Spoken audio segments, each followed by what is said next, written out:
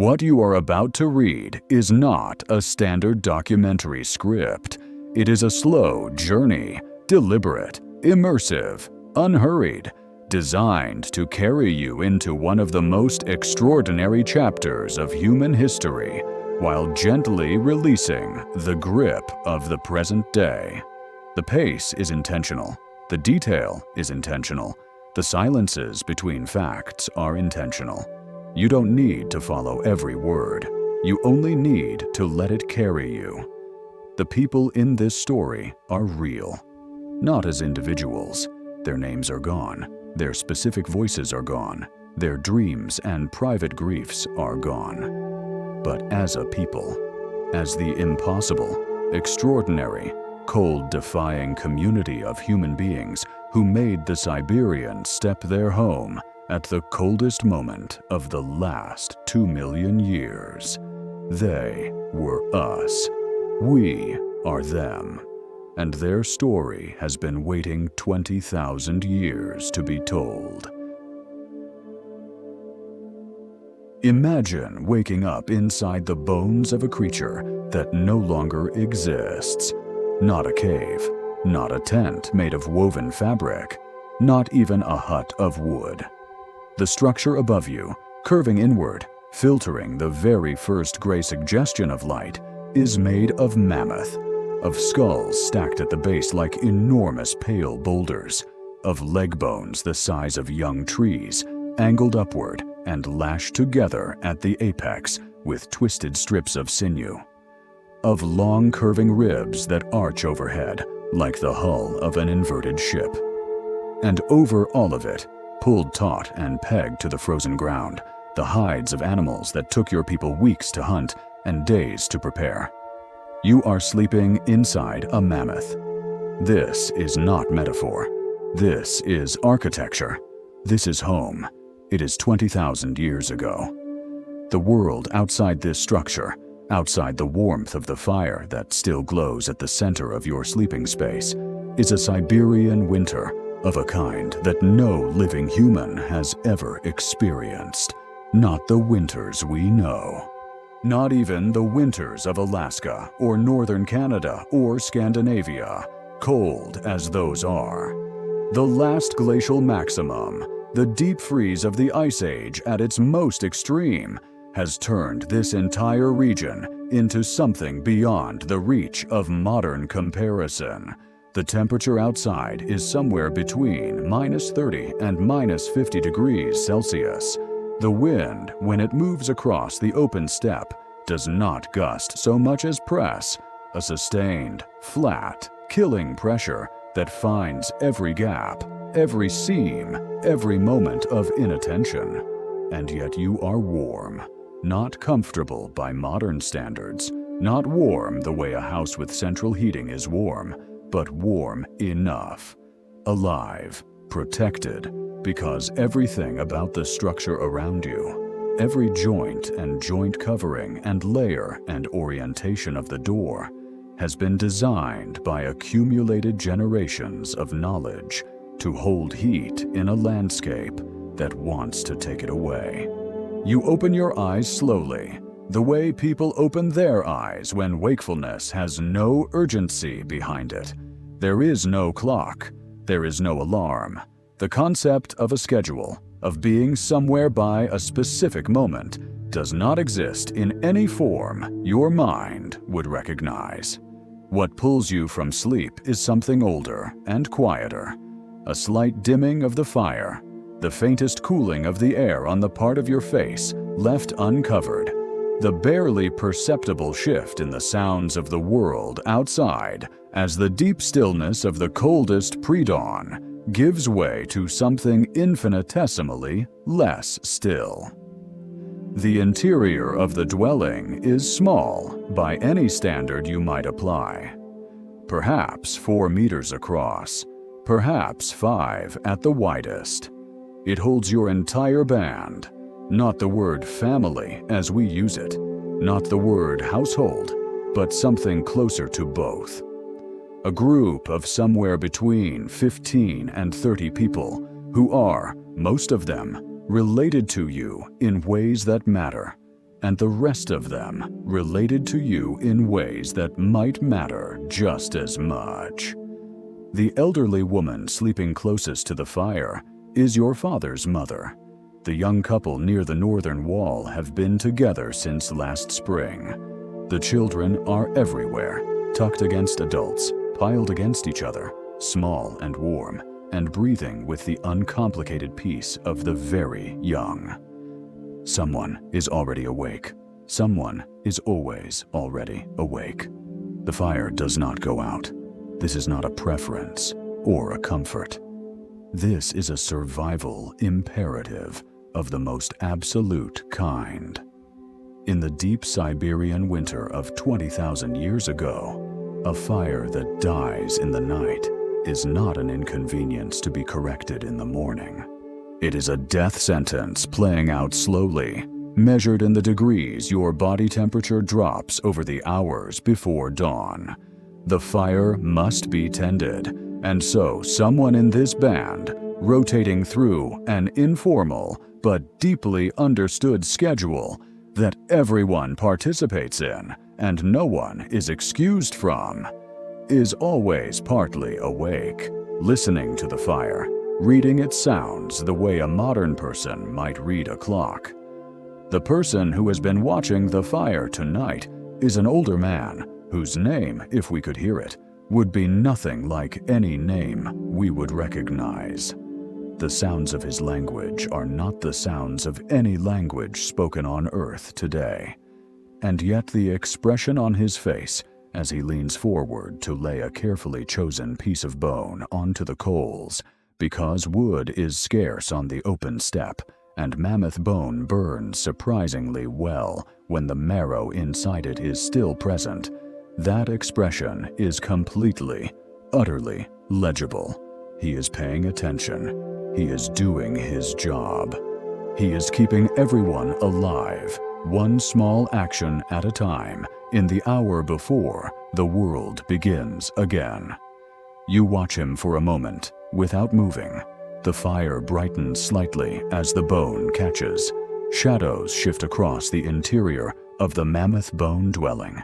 For a moment, the arching ribs overhead throw moving patterns of light and dark that look almost like something deliberate, almost like the paintings you have seen in certain places, certain sacred underground chambers, many days' walk from here, where the rock itself seems to breathe with running horses and charging bison in the torchlight.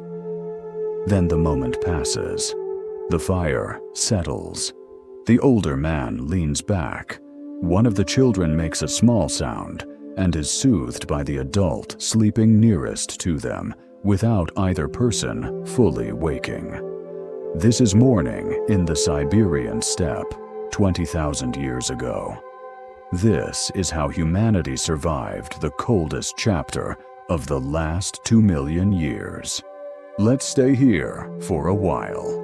Inside this warmth, inside this carefully constructed miracle of human ingenuity, before we follow the day wherever it leads. The dwelling itself deserves more attention than we typically give it, because it is one of the most sophisticated achievements of Paleolithic technology, and because it tells you something essential about the people who built it. Mammoth bone houses have been excavated at multiple sites across what is now Ukraine, Russia, and Siberia, places with names like Mezhyrich, Mezin, Kostenki, and Malta.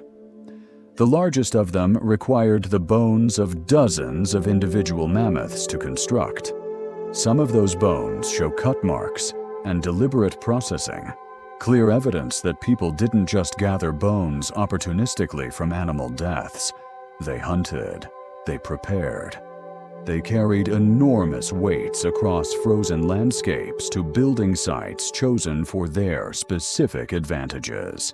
Their slight depression into the earth for wind protection, their proximity to water sources that would be ice-covered but accessible, their orientation relative to the prevailing wind. The mammoth skulls at the base of the structure are not decorative. They are engineering. Stacked and interlocked, they create a foundation that resists the frost heave of the permafrost below. The way frozen ground expands and contracts with the seasons, which would otherwise shift and crack any structure built on it. The people who figured this out didn't read engineering textbooks. They watched, they tried, they made mistakes and corrected them. They listened to their elders describe what had worked and what hadn't. In seasons before the elders were born, stories passed backward through time into depths we cannot fully reach. The hides covering the structure are not single-layered. They are multiple hides overlapping, with the fur oriented in specific directions. Outer layers with fur facing outward to shed snow. Inner layers with fur facing inward to trap air, to trap warmth, to hold the heat of the fire, and the heat of the body sleeping inside against the -40 world pressing in from every direction. Between you and that world, a few centimeters of processed hide, a few curved mammoth bones, a small fire of bone, and dried grasses, and whatever other combustibles your people have managed to gather and carry across a landscape that offers them grudgingly. It is enough. It has been enough for many generations. It will be enough for many generations to come. As the pre-dawn slowly brightens, and brightens is almost too strong a word, it is more accurate to say the darkness outside the smoke hole at the top of the dwelling shifts from absolute black to something with the faintest suggestion of dark blue. More people begin to wake, not all at once. Not with the sudden jolt of an alarm, the way animals wake, the way humans woke for almost all of our history, before we invented the mechanical clock, and then the digital one, and then the phone that never stops. Slowly, in waves, one person shifts and wakes another. A child reaches for its mother and finds her arm in the dark, and both of them settle back into half-sleep. The older woman near the fire opens her eyes and regards the interior of the dwelling with the long, unhurried attention of someone who has been waking in exactly this place for many decades and finds nothing alarming in what she sees.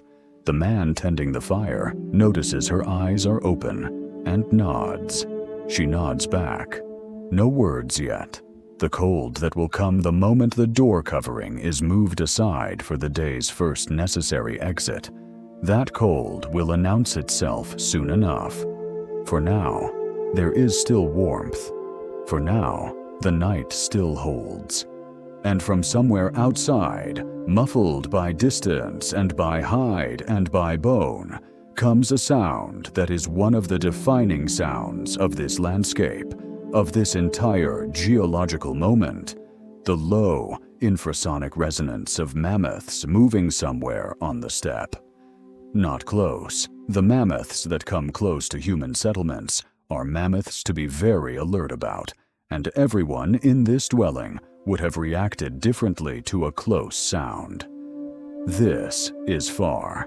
This is just the world going about its vast, cold business a kilometer or two away, and the hunters in this group hear it the way a modern person might hear traffic on a distant highway. Background, information, filed away for later consideration. Someone murmurs something. A few words in that language we can't hear. The man by the fire answers. Someone else adds a word or two. The first conversation of the day, quiet and unhurried, the way the day itself is beginning. There is no rush. There is no place to be at a specific time.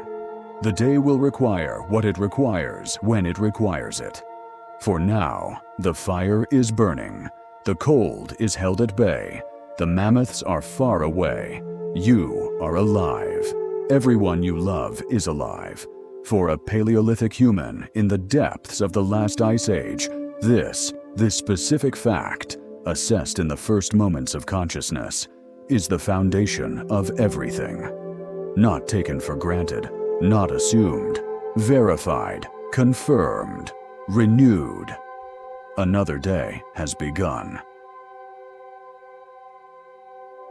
Before the hunting, before the gathering, before the spiritual practices and the social negotiations and the long, slow evenings of story and song, before any of it, there is this, the technology.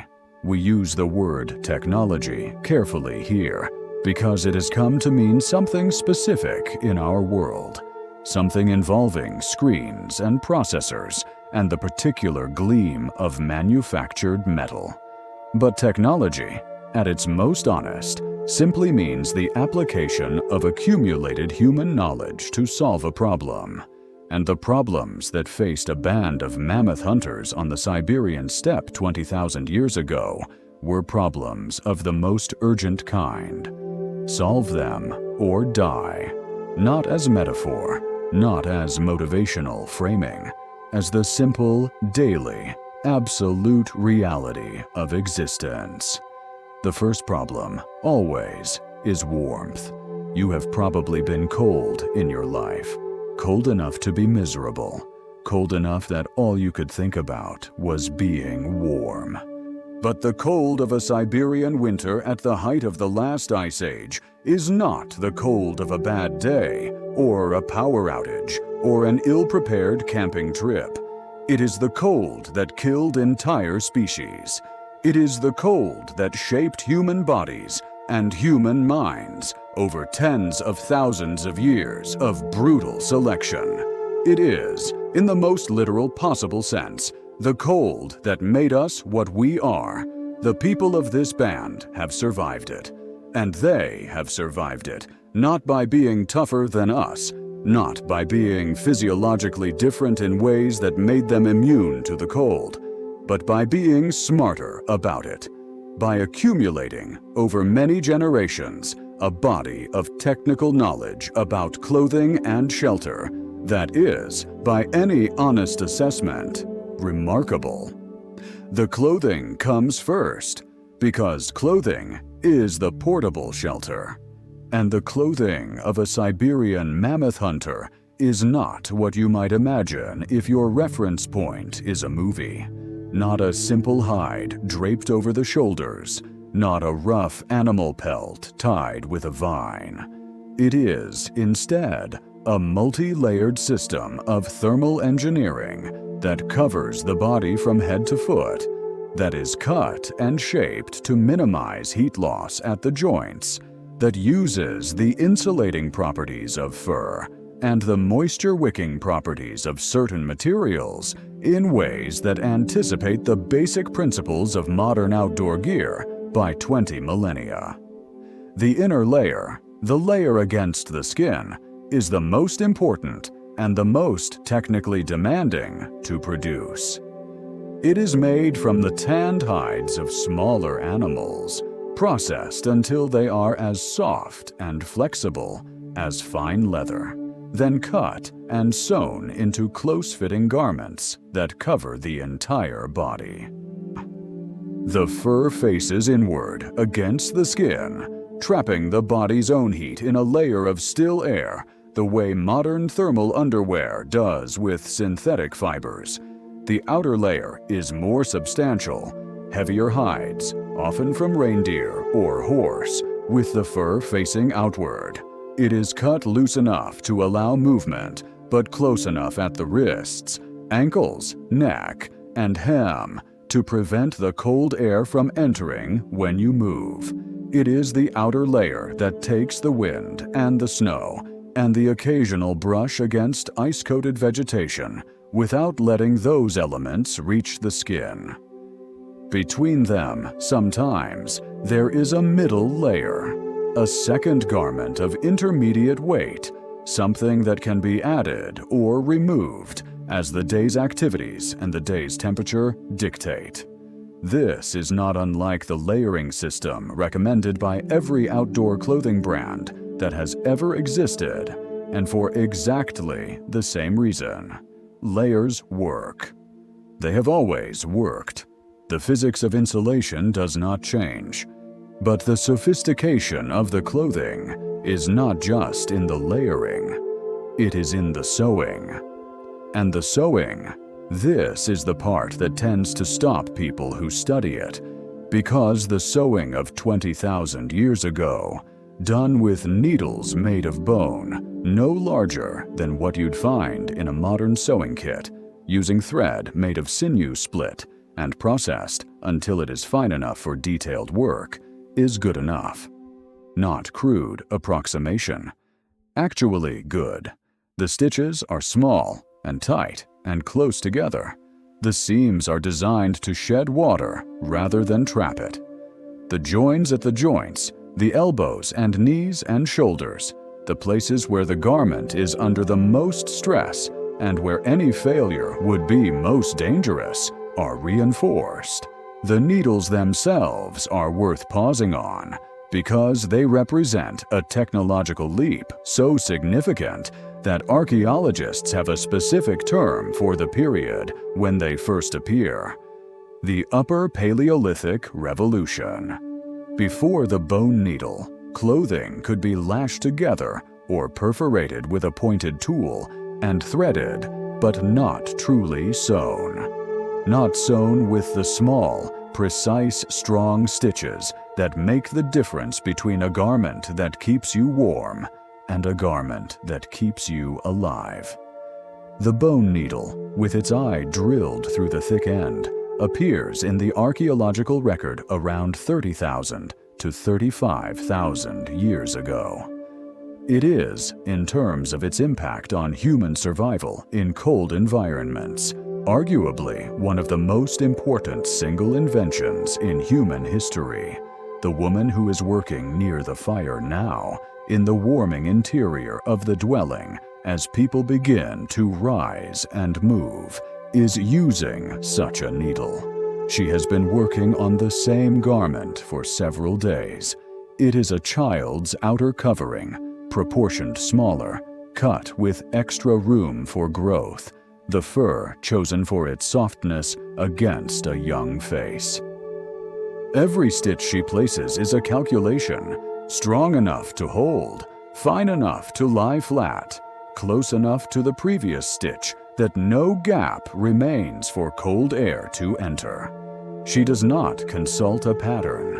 The pattern lives in her hands, in her eyes, in the 40-odd years she has spent watching and being watched, learning and teaching. She could make this garment in the dark. She has made garments in conditions far more challenging than a well-lit interior on a relatively calm morning. She is, by any reasonable measure, a master craftsperson. Her work will outlast the season it was made for, will outlast several seasons, with repair and care, and the child who wears it will be, because of it, alive. Across the dwelling, a younger man is working on something different. He has laid out before him several items that look, to an untrained eye, like an assortment of materials with no obvious relationship. A length of mammoth tusk, partially worked, a core of flint, several pieces of antler, some coiled sinew, a small pouch of pine resin mixed with powdered charcoal, heated earlier until it reached the right consistency, and now cooled but not hardened. He is making weapons. The process, like everything else in this world, is not simple or quick. The spear he is building will, when finished, be the product of hours of work spread across several days. The wooden shaft, straightened over fire, tested for flexibility, corrected, straightened again, has been drying for weeks, propped against the inner wall of the dwelling, waiting for its core to be sufficiently stable. Now he is fitting the point. The point is made from flint, napped with a technique called pressure flaking. the application of controlled, precise pressure with a pointed tool of antler or bone to remove tiny, exactly placed flakes from the stone and create an edge so sharp it will cut before you feel it. The technique is, in terms of the skill required to execute it well, comparable to surgery. Not comparable in the sense of a rough metaphor. Comparable in the actual sense. You are manipulating a material at the threshold of its structural tolerance, removing portions of it with millimeter precision, and the consequences of a mistake are irreversible. He has been learning this since he was a child. He will be learning it for the rest of his life. The finest flint workers, the ones whose points are not merely functional, but are also, somehow, beautiful, with a symmetry and a surface that goes beyond any requirement of utility. Those people are known. They are known across bands, across territories, across the informal networks of kinship and trade that connect the scattered human groups of the steppe. Their work travels. Points made by the best knappers are found, in the archaeological record, hundreds of kilometers from any likely source of the stone they were made from. They were traded. They were valued. They meant something. The adhesive, the resin and charcoal mixture, will bind the point to the shaft. When it hardens, the bond will be, proportionally, stronger than most modern adhesives, able to withstand the shock of impact against an animal weighing several tons without separating. The sinew wrapping over the join will shrink as it dries and tighten further, adding mechanical strength to the chemical bond. This is not primitive technology. That word, primitive, has a way of appearing wherever modern people discuss the achievements of Paleolithic humans, and it is almost always wrong. Primitive implies simplicity, implies crudeness, implies a gap between what was being done and what could theoretically be done. But the spear this young man is building represents the optimal solution to a specific engineering problem. The problem of delivering enough force at the right moment to penetrate the hide and reach the vital organs of the largest land animal in the hemisphere, given the materials available and the constraints of the environment. It is not a preliminary sketch of a better spear that might someday be built. It is the spear.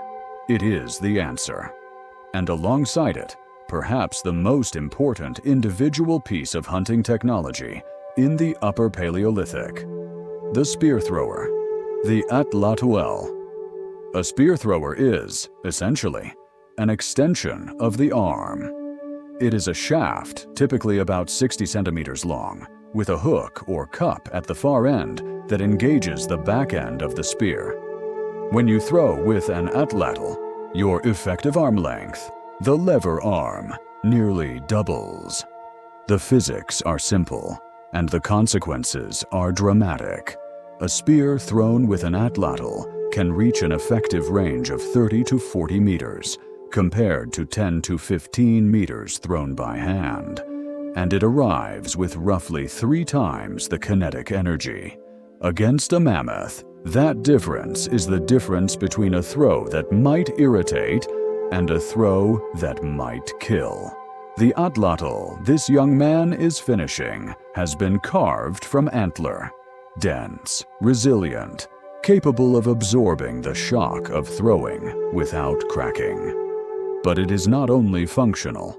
Along its length, he has carved a small animal, a running horse, perhaps, or an ibex, the lines confident and quick, and somehow capturing the specific quality of motion in a way that photographs of these objects, even good ones, never quite convey.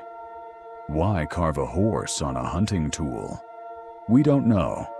We can speculate. Ritual significance, personal identification, aesthetic pleasure, the simple fact that humans have always made things more beautiful than they need to be, because that impulse is as natural to us as breathing. Whatever the reason, the carving is there. It was there when this tool was new. It will be there when, 20,000 years from now, an archaeologist lifts it from the earth. The tools of this people are not supplementary to their lives. They are not the means to an end that can be separated from the end itself. The tools are the life. The spear is the mammoth, is the band's survival, is the elder's story of how to make the spear, is the child watching with wide eyes, is the next generation of hunters who will carry this knowledge forward into futures no one in this dwelling can imagine. Technology, in the truest sense, is memory made physical. It is the past teaching the present how to reach the future. And in the warming interior of a dwelling built from the bones of giants, while the Siberian steppe outside endures its 20,000th consecutive winter, that is exactly what is happening.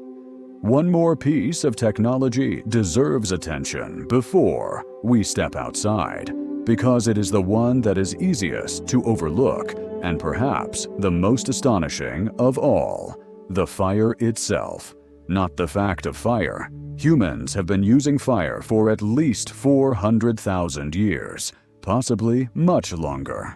But the specific fire of this specific dwelling on this specific morning is worth examining. It has not gone out. We established that. But it is also not a simple matter of keeping something burning. Fuel on the open steppe is scarce. Wood is genuinely rare in a landscape where the tree line is pushed hundreds of kilometers south by the cold. What burns in this fire, what has always burned in this fire, through long winter nights, through blizzards that shook the dwelling and threatened to tear the hide coverings from the frame, is a combination of dried grass, dried dung, fat, and bone. Bone burns. This surprises most people when they first learn it. But mammoth bone, particularly the long bones with marrow still inside, burns well enough to sustain a fire for hours. The people of this band know which bones burn and for how long. They know how to lay them to create an even, sustained heat rather than a brief, intense flame. They know how to bank the fire at night, burying certain types of fuel in ash to smolder slowly and be coaxable back to full flame in minutes. They know how to read a fire, its color, its sound, the smell of its smoke, the way a pilot reads instruments, extracting information that guides action. The fire is not a tool they use. The fire is a member of the group.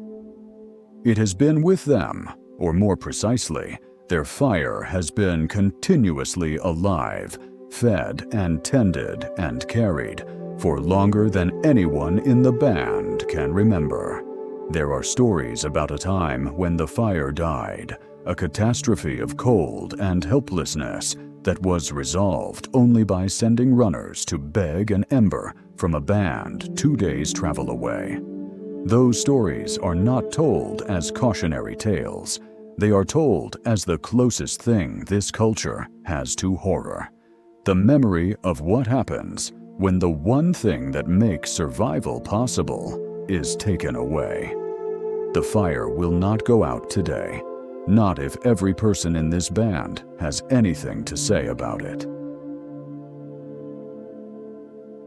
The door opens and the world inhales, or rather, it exhales, a vast cold exhalation of Arctic air that enters the dwelling in a rush and is almost immediately defeated by the fire, by the mass of bodies, by the many layers of thermal engineering.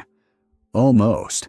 For a moment, just a moment, you feel it on your face and your hands, and the feeling is something between pain and information. The cold tells you things. The cold is always telling you things. The temperature today, the wind direction, the humidity in the air that will determine whether the snow will be workable or dangerous, whether vision will be clear or obscured. All of this is available in that first breath, in that first press of air against exposed skin, for those who know how to read it. The band's best reader of weather is the older woman. She stands in the doorway for a moment, just long enough to scan the horizon in every direction, to feel the wind on her face and note its direction by the angle it strikes her cheek, to look at the sky in the east where the sun will eventually appear, to observe the behavior of the small birds that have survived this winter by staying close to the dwelling and eating scraps from the band's kills. She says something, several words, calm, certain. The people still inside hear her and relax incrementally. What she has said, or something like what she has said, is not a blizzard day. The wind is manageable. The snow is firm. Travel will be possible. Outside, in the full exposure of the steppe, the landscape reveals itself in its extraordinary, terrifying, alien beauty. There is no word in English, no word in any modern language that accurately captures what this landscape looks like, because this landscape no longer exists. The Mammoth Steppe, as scientists call it, the vast biome that once stretched from Western Europe to the Pacific coast of Siberia and across the Bering Land Bridge into North America, was not the tundra we know today. It was colder, drier, and paradoxically more productive.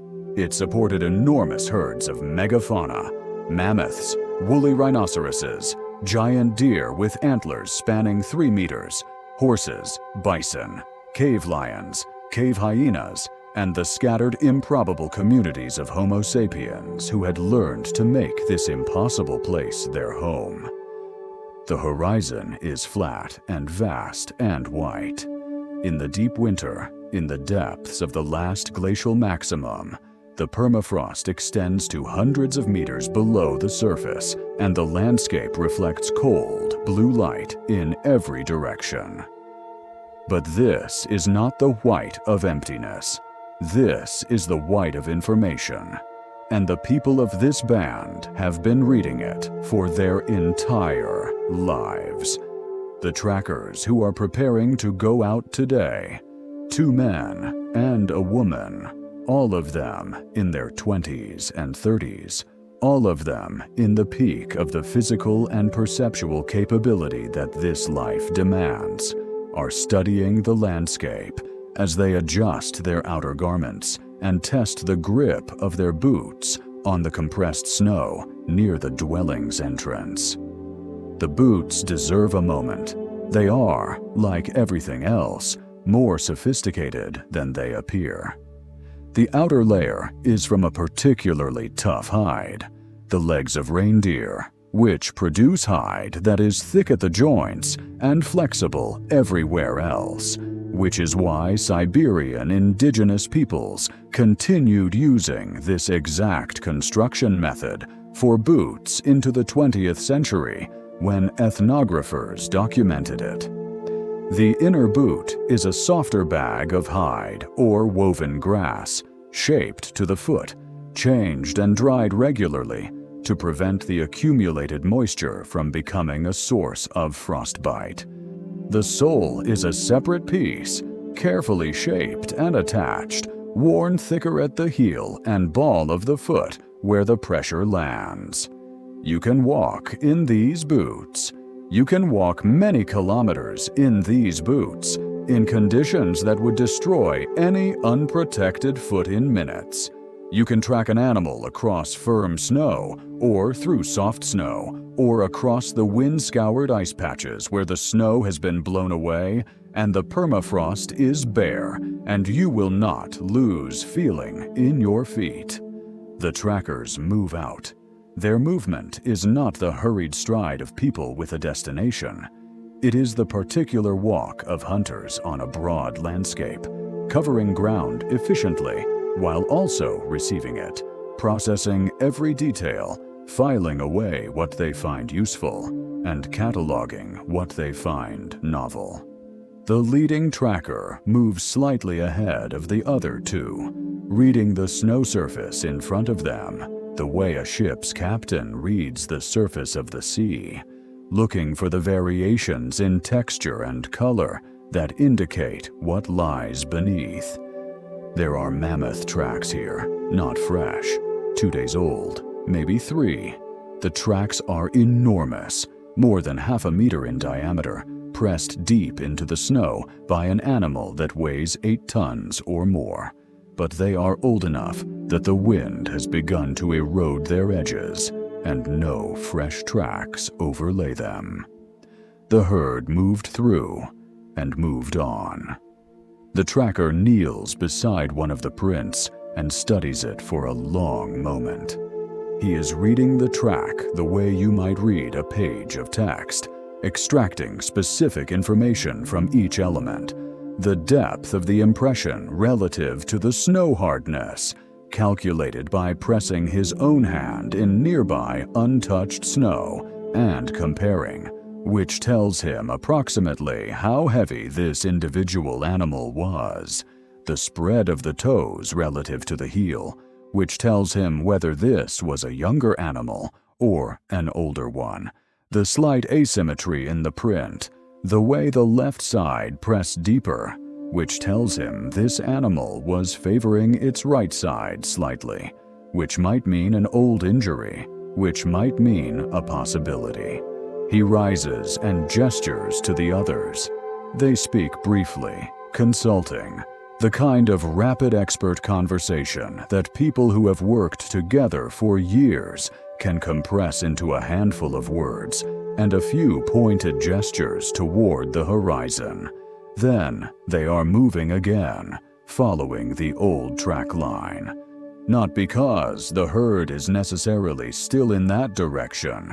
They know the herd has moved on, but because the old track line tells them something about where this herd was going, which tells them something about where this herd might be tomorrow or the day after, which is information that will be useful when the timing is right. Mammoth hunters did not simply find a mammoth and kill it. The relationship between this band and the mammoths they hunted was something more like a long-term, multi-generational study.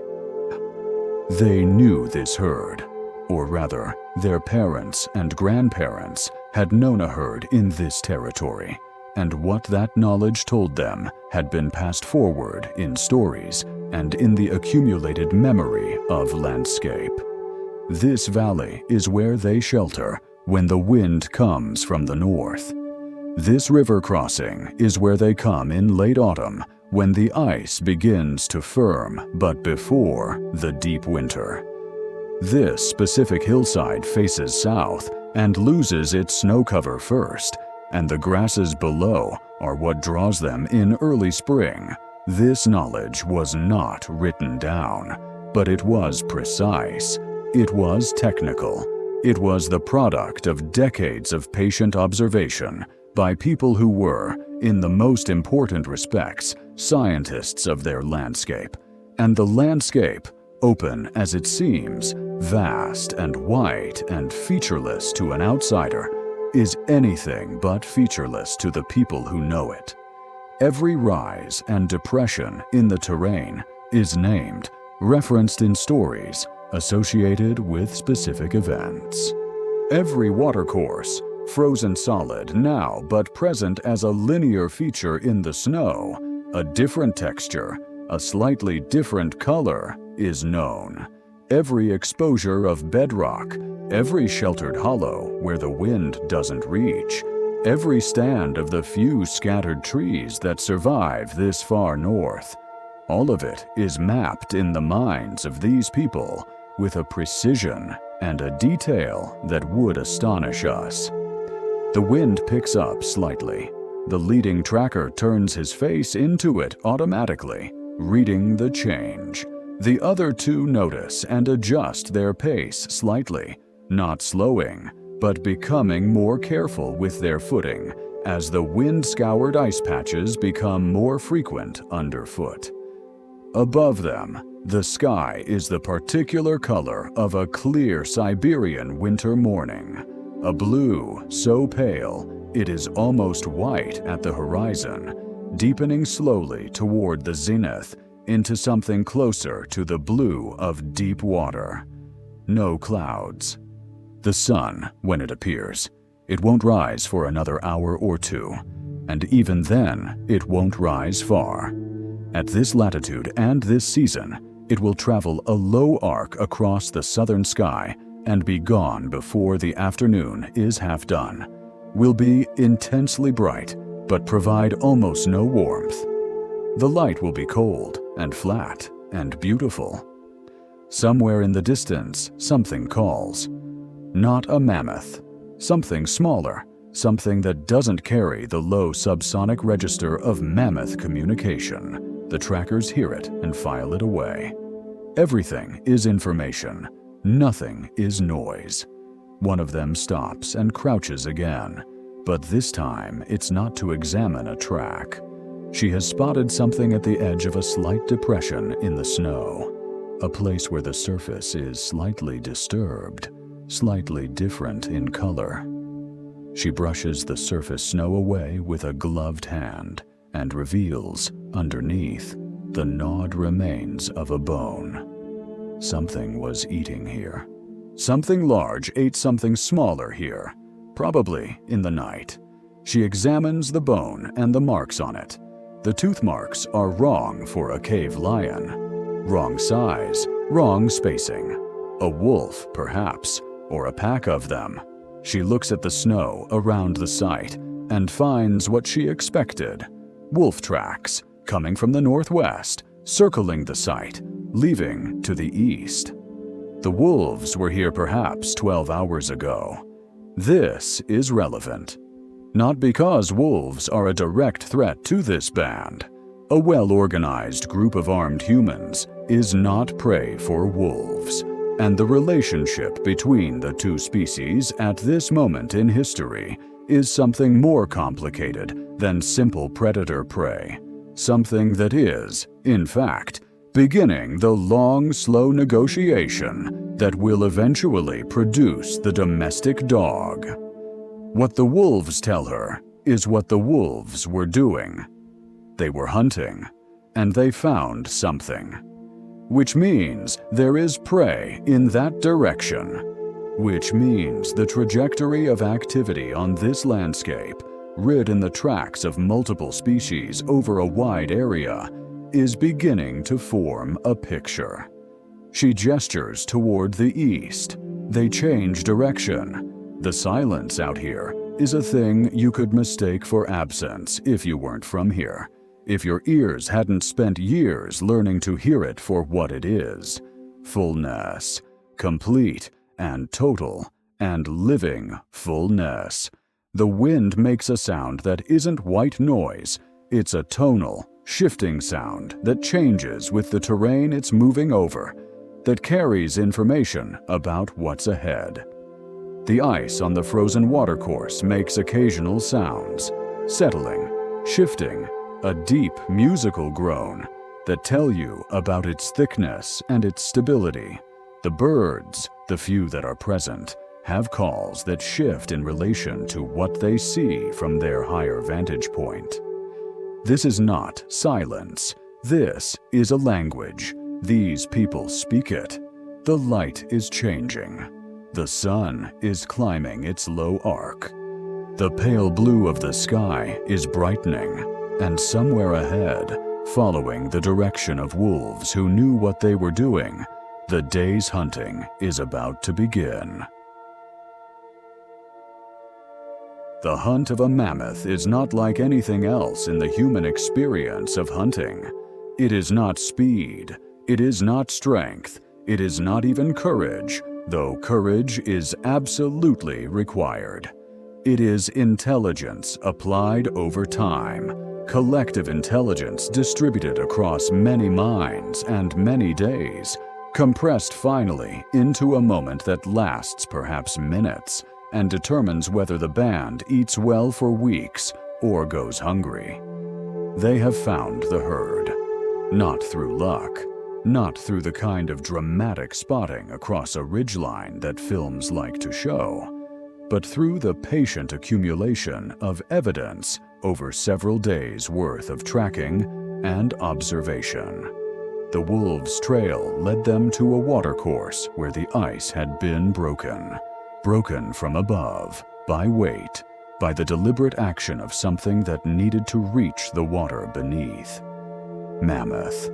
Then, following that secondary trail, they found the place where the herd had spent the previous night. An enormous depression in the snow, body-shaped hollows where the animals had rested. The area around it churned and packed with their enormous passage, the smell that even frozen air cannot fully contain, the smell of animal and dung and breath. The herd had left this morning, perhaps 2 or 3 hours before the trackers arrived. Now the question is not where the mammoths are. They are ahead, following patterns that the band knows well enough to anticipate. But which one, and how, and when? The lead tracker calls the band together in the lee of a low ridge where they are sheltered from the wind, and where the ridge itself means they won't be visible against the horizon to anything watching from the direction of the herd. The discussion that follows is, by the standards of any decision-making process, sophisticated. There are multiple opinions. There are disagreements about approach. There is the voice of the eldest hunter, who has done this more times than anyone else present, and whose authority is not absolute, but is real. The authority of proven competence, which is the only kind of authority that ultimately means anything in a situation where wrong decisions kill people. He wants the young female at the edge of the herd. She has been showing the signs of separation, hanging back from the group's core, not always in the visual field of the matriarch, occasionally drifting in directions that the rest of the herd does not follow. This can mean illness. This can mean age. This can mean a social disruption within the herd. A young female who has been pushed to the periphery by internal herd dynamics.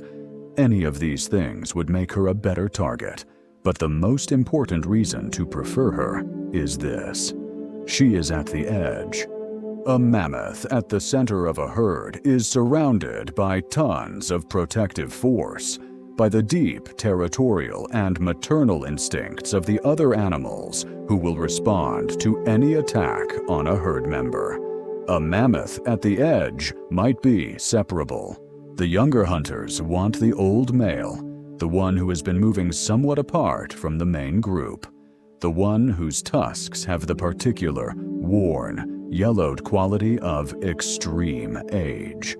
Old males can be easier to drive and easier to separate, but they can also be unpredictable in ways that younger animals are not. And they have decades of experience with exactly this kind of threat. There is discussion. There is the particular kind of argument that people have when all of them are right about different things. And the question is, which rightness matters more right now? The elder's view prevails. The young female. And the approach, not a direct charge, not the dramatic full-speed collision that a predator built for speed would attempt, and that humans could never execute successfully. Instead, something more patient, more calculated, more human. They will use the terrain. Ahead of the herd's current direction, the landscape tilts toward a low river valley, where the bank on the far side is steep and undercut, a natural barrier that will confuse and slow animals trying to cross. If the herd can be guided, not chased, guided, with the gentle, consistent pressure of humans moving at the periphery of the herd's awareness zone, they will move toward that valley by the easiest route available to them, which happens to be a narrowing corridor between two ridges. In that corridor, the young female at the edge of the herd will find herself separated from the core by a slight promontory of rock, and in the moment of that separation, the hunters will close. The plan is shared. Everyone knows their position, their timing, their specific role. Two people will move to the far side of the herd now, taking a wide arc that keeps them invisible against the terrain. They will be in position in perhaps an hour. When they are in position, they will make a specific signal, a sound that could be mistaken for the wind or for a bird, but that everyone in this band knows is neither, and the approach will begin. The waiting is not comfortable. The cold, which was manageable while moving, becomes aggressive when you are still. The cold finds every place your clothing is not quite perfect, every slightly damp patch from exertion, every millimeter of exposed skin. The hunters use the waiting to eat something.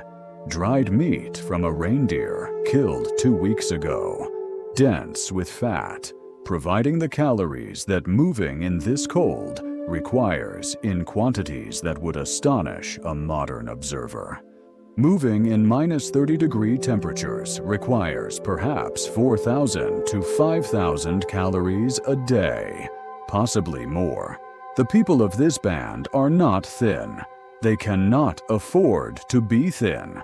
Their bodies carry fuel the way a long-distance aircraft carries fuel, as much as possible, because the alternative is catastrophic. The signal comes. A bird call that is not a bird call, something that only people listening for it would recognize. They begin to move. What follows is not a chase.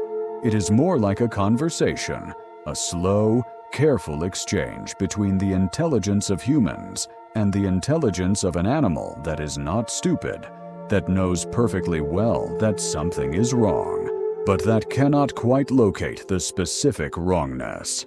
The mammoths are not panicking. Panicked mammoths would be more dangerous and less predictable, and panic is exactly what experienced hunters avoid creating. What the hunters create instead is mild, sustained, directional discomfort. A presence that the herd registers as slightly wrong and moves away from, in the direction that the terrain makes easiest, which is the direction the hunters have chosen. The young female at the edge of the herd is, as the elder predicted, the most responsive to the indirect pressure. She moves when the others hesitate. She drifts toward the corridor between the ridges when the other animals are still choosing.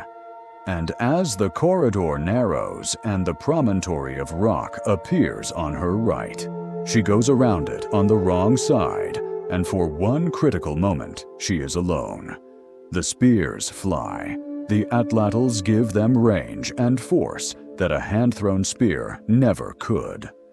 The first spear strikes behind the shoulder, aimed for the lungs, the vital target in an animal this large, because the heart sits deep behind the shoulder joint and is difficult to reach, but the lungs are accessible, and a bilateral lung strike is survivable for minutes, perhaps an hour, but not beyond. The second spear finds the same general area. The third misses. The animal has begun to move, turning, and the trajectory is wrong, and the hunter knows the moment he releases it that it will be a miss. What comes next is the hardest part. The part that movies always skip because it is not dramatic in the way that a clean kill is dramatic. The hunt is not over. The mammoth is wounded. She is moving, slower now, but moving. And mammoths in this state are both more dangerous and more difficult to approach. The hunters follow. They follow for a long time. They follow across a distance that would, in a modern context, be called a pursuit, but it is not a sprint, not an all-out run. It is the same patient, sustained, human-specific endurance that Paleolithic hunters everywhere deployed. The ability to keep moving at a consistent pace, in cold and in wind and in terrain, long after the prey has burned through its reserves of panic and adrenaline. The mammoth slows. The mammoth stops. The mammoth stands with her head lowered and her breathing labored, steam rising from her in the cold air in great clouds, and the hunters approach carefully, maintaining their spacing, maintaining their communication with each other in the quick, minimal language of people doing something dangerous together. The final approach is quiet. There is no triumphalism, no shouting. When the last spear is placed, carefully, precisely, the hunter close enough now that it's more of a controlled thrust than a throw. The animal goes down slowly, the way very large animals go down, with a kind of geological inevitability, and the sound it makes is something that will be in the hunter's memory for the rest of his life. There is a pause. Everyone stays still. There is something happening in this moment that is not simply operational, not simply the practical assessment of whether the animal is fully dead and safe to approach. There is something in the silence after, in the way the hunters stand at the edge of what they have done, looking at the enormous fallen form. That is recognition, acknowledgement, something that a word like gratitude touches without quite reaching. One of the hunters steps forward and places his hand on the mammoth's flank. He speaks several words. Whatever he says, whatever it means in the language none of us can hear anymore, it is clearly not triumphant. It is something more like an apology, or a debt acknowledged, or both. Then the practical work begins, and it is enormous. A mammoth provides, depending on size, somewhere between 500 and 1,500 kilograms of usable material. Meat, yes, more meat than this band can consume before spoilage, which means the excess will be cached in the natural permafrost, buried in the frozen ground that acts as a refrigerator of perfect and constant temperature. But also hide, which will be processed into clothing and shelter material, bone, which will be used for construction and for fuel, sinew, which will become thread and bowstrings and lashing, stomach, which will become a container, fat, which will become fuel for lamps, waterproofing for boots, calories for the coldest days, tusks, which are raw material of extraordinary value, dense, workable, durable, the medium of choice for art and tools, and the small figurines that archaeologists have found at sites across the Mammoth Steppe. Nothing will be wasted. The word wasted does not really exist in the vocabulary of this band, not because they are morally elevated beyond the capacity for waste, but because waste is not a concept that the environment they live in permits.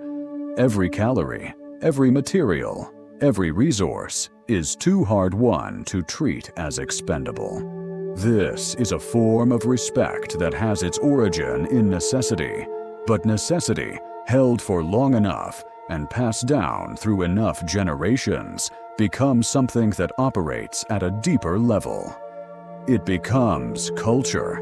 It becomes how things are done, because this is how they are done, and the reason is woven so deep into the meaning of the action that you don't separate them anymore. Runners will go back to the dwelling now to bring more people to help with the processing. The carcass is too large to move. The work will happen here, in the cold, over the next several hours. Fires will be built nearby, both for warmth and for the specific heat needed to render fat, to roast organs that will spoil first, to keep the processing teams capable of the sustained, detailed work that the Mammoth requires. And the band that has spent the better part of this day in the cold and the calculation of a successful hunt will spend the rest of it in a kind of collective, focused, joyful labor. Joyful not in the dancing and singing sense, but in the deeper sense, the satisfaction of necessity met, of the future made more secure, of every hand doing its part in the transformation of an enormous dead animal into the many things that will keep everyone alive through the remainder of the winter. By the time the stars come out, and they come out early at this latitude and this season, the sun gone before the afternoon is done, the work will be well advanced, and the people will carry home with them not just meat and materials, but something harder to quantify. The knowledge that they are capable, that they can do this, that the winter, as long and brutal as it is, has not won. Evening. The fire is larger tonight. It was larger when the people from the dwelling arrived at the hunt site, built up deliberately to deal with the scale of the work at hand. And it is larger now that the work is largely done, and the band has gathered in the warmth of the Mammoth bone dwelling with enough food to feel, for the first time in several days, genuinely secure. The dynamic inside the dwelling has shifted. During the lean days, the days of careful rationing, of hunting that found no target, of gathering that found little, there was a particular quality to the social atmosphere.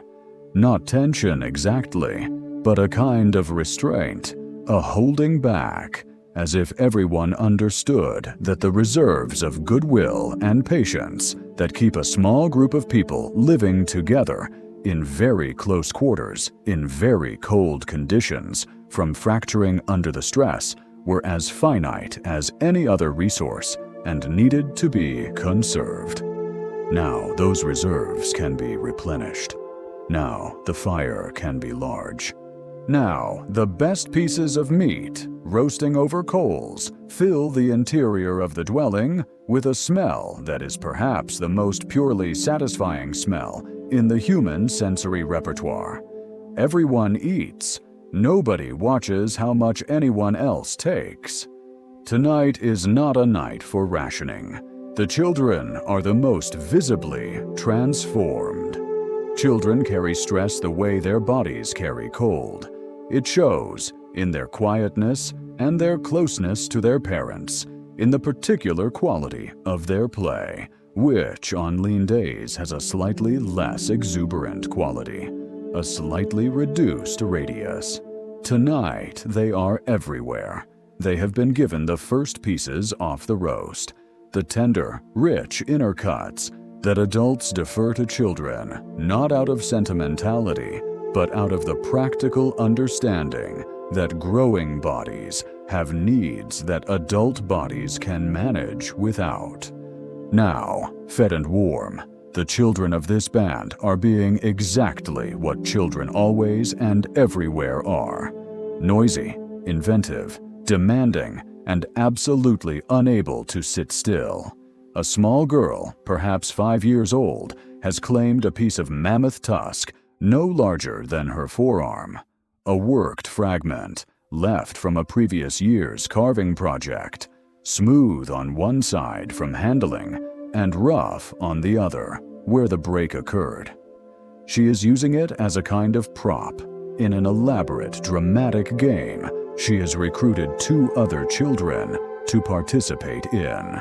The game involves much earnest whispering and assigned roles, and several disputes about the right way to perform specific actions that must be resolved by negotiation before the game can proceed. An adult watching this would recognize something that researchers who study child development now study carefully. Play is not the opposite of serious work. Play is how children practice serious work. The social negotiation in that dramatic game, who plays which role, whose version of the rules prevails, how disagreements are resolved without anyone being excluded, is exactly the social negotiation they will spend the rest of their lives doing as adults.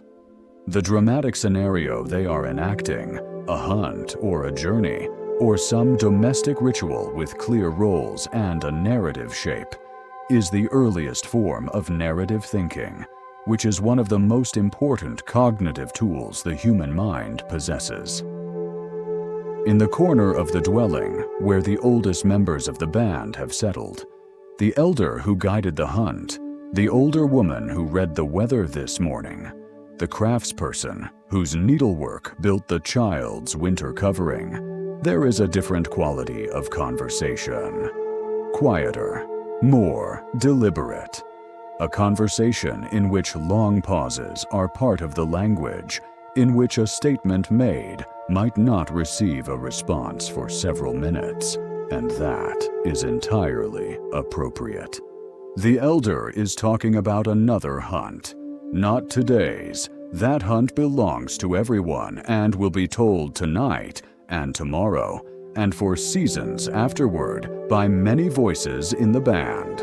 He is talking about a hunt from many years ago, in a different location, under different conditions, that went wrong in a specific way, and then right in a specific way, and the lesson of that hunt is directly relevant to a question the younger hunters have been quietly debating about today's approach. He does not announce that he is teaching, he simply tells the story. But the younger hunters who are within earshot, several of them positioned themselves within earshot before he began, in a way that appeared casual, but was not, are receiving it as what it is. An instruction, a transmission, a piece of practical knowledge about hunting mammoths in specific terrain conditions, under specific wind conditions, wrapped in the narrative form that makes it memorable, that causes it to stick in the mind with a vividness that a list of rules never could. This is education without schools. It is not inferior to schooling. It is differently structured, with different strengths and different limitations, and for the specific purpose of transmitting survival knowledge to the next generation, in a context where that knowledge cannot be written down, it is arguably more effective. Stories are remembered. Stories are repeated. Stories travel. Stories, unlike written texts, can be modified in the telling to account for the specific circumstances of the audience. The elder can add a detail that makes this particular version relevant to the hunters sitting around this particular fire on this particular night.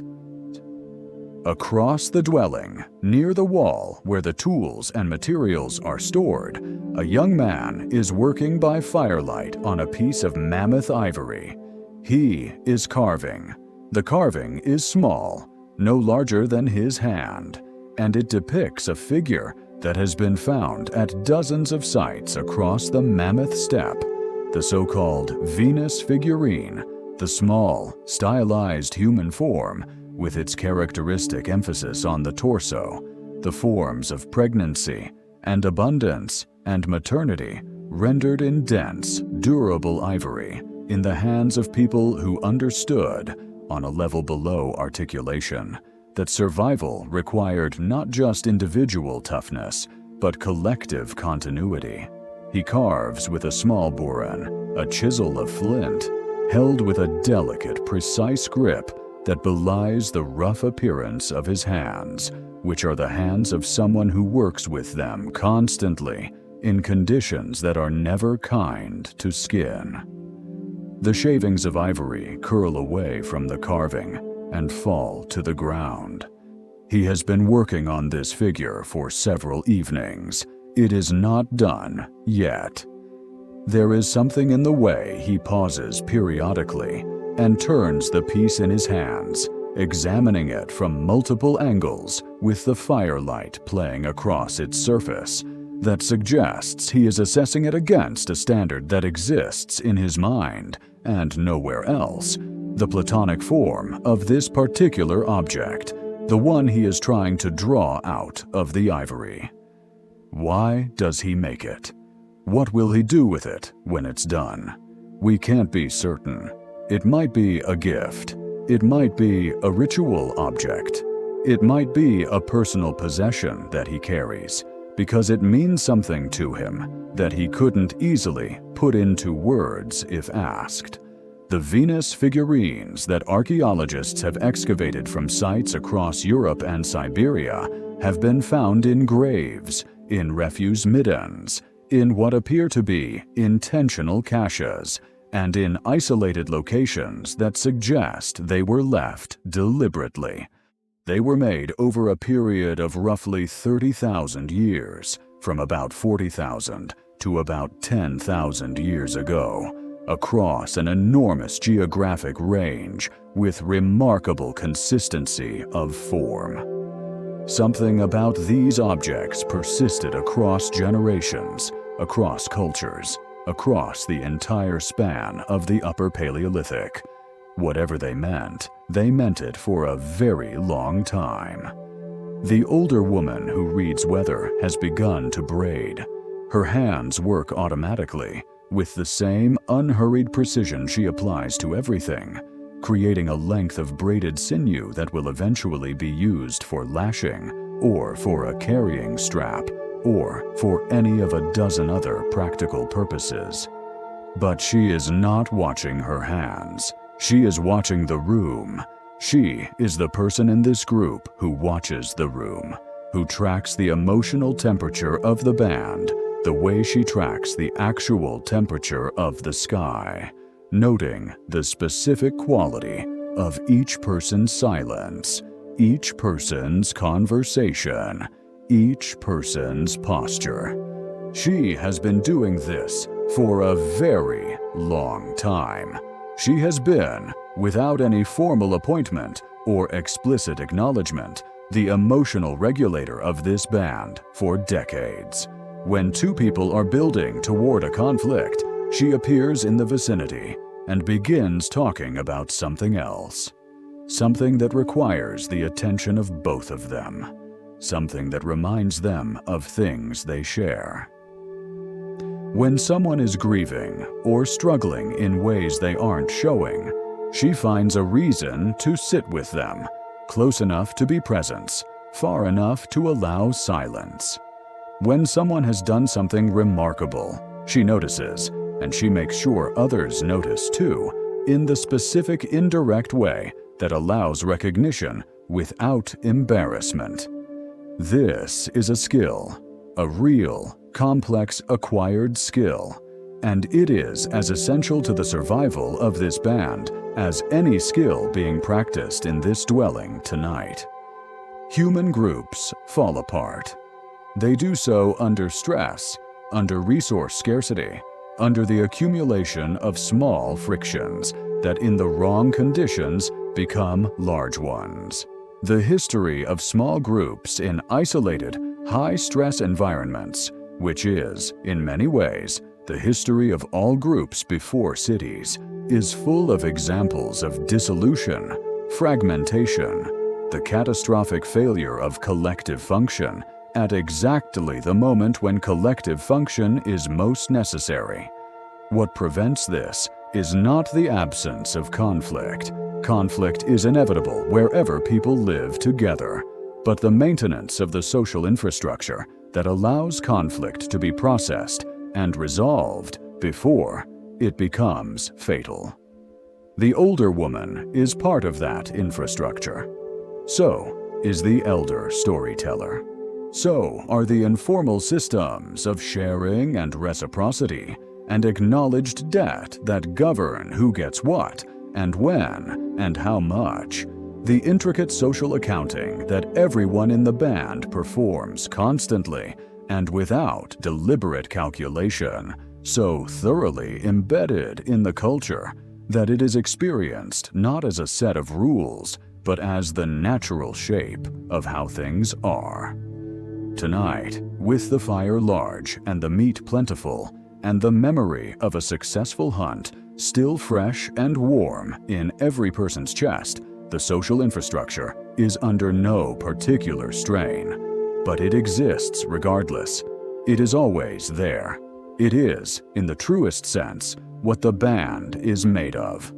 Later, much later, after the children have been tucked in close to sleeping adults, and the fire has been fed for the night, and the conversations have slowed and lengthened into the particular cadence of people getting drowsy, someone begins to hum, or to tap a rhythm on the packed earth floor with their knuckles, or to sing something very low and very simple that might not qualify as a song by any formal definition, but is clearly not ordinary speech.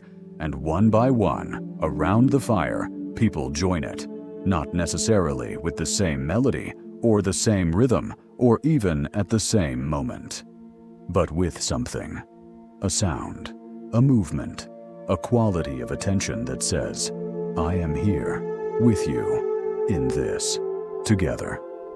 The sound that the band makes in these late-night moments of collective semi-wakefulness is not music in the way that we organize that concept, but it is music in the way that music has always been music, the organized use of sound to create and reinforce a shared feeling, to communicate what cannot be said but must be conveyed, to remind each person in this small circle of fire and warmth that they are not alone.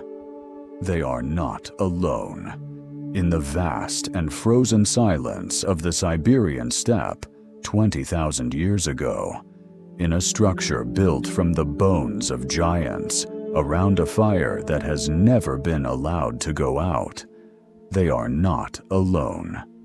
That fact is everything. That fact is what the fire is for. There is a place not far from where this band's territory extends, 2 days' walk in the direction of the southern ridges into a zone that is technically outside their usual range, but not outside the range of memory and story where the rock opens. Not a cave exactly, not quite. It is a series of connected chambers, the product of ancient water action on limestone, accessible through a narrow entrance that requires a person to turn sideways and angle their shoulders carefully. Inside, the chambers expand. The largest of them is perhaps 12 meters across and 6 high. And on the walls of these chambers, placed with a deliberateness that is unmistakable and an artistry that is, even now, breathtaking, are images. No one in this band has been inside those chambers, not this generation, but they know about the place. It appears in stories, in the stories of the elders, who heard it from their elders, who heard it in turn from the generation before them. The chambers and their contents are part of the landscape of meaning that this band inhabits, not the practical meaning of tracks and weather and calorie counts, but the other kind. The meaning that situates a group of people in their world, that tells them what they are, where they come from, why certain things are done in certain ways. The images in those chambers were made by people, by human hands, by people who were, in the most meaningful sense, the ancestors of this band, even if the genealogical connection cannot be traced. They were made by the same impulse that is making the young man's mammoth ivory carving tonight.